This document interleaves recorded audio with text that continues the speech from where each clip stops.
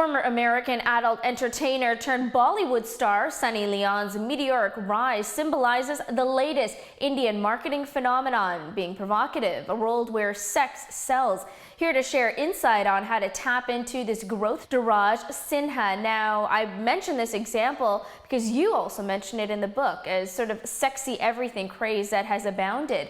We've seen it take off in the Western world already. How is it uniquely being applied in the Indian marketplace? Yeah, so I mean, as a culture in India, stuff like sex and alcohol has been a taboo for far too long. But the new cultural trend that we are witnessing is that a lot of these things are now being part of drawing room, living room conversations. So Sunny Leon now is a household name. Her songs are being played in Indian television, in people's living rooms. Similarly, the conversation on alcohol has come out.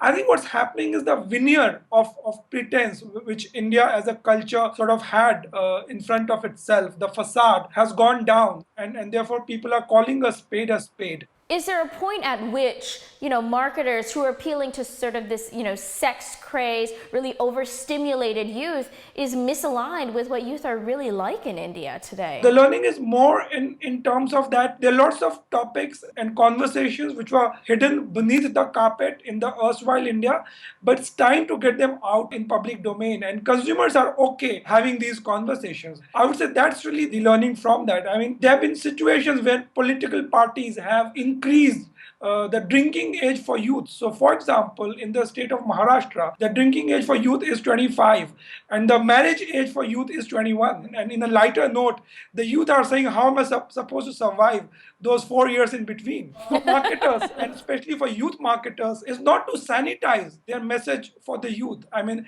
it's time to have real conversations around real issues, including sexuality, including being out there, including preferences and stuff like that. Finally, can you tell me, if being provocative is the name of the game today, what do you think is going to be the next marketing watershed moment? I would imagine that India is on this new ride for a while. I mean, it's an economy which is opened up about 2 decades ago. We are still enjoying the fruits of consumption. And in a very interesting way, what India does is that it matches spirituality and consumption in the same breath.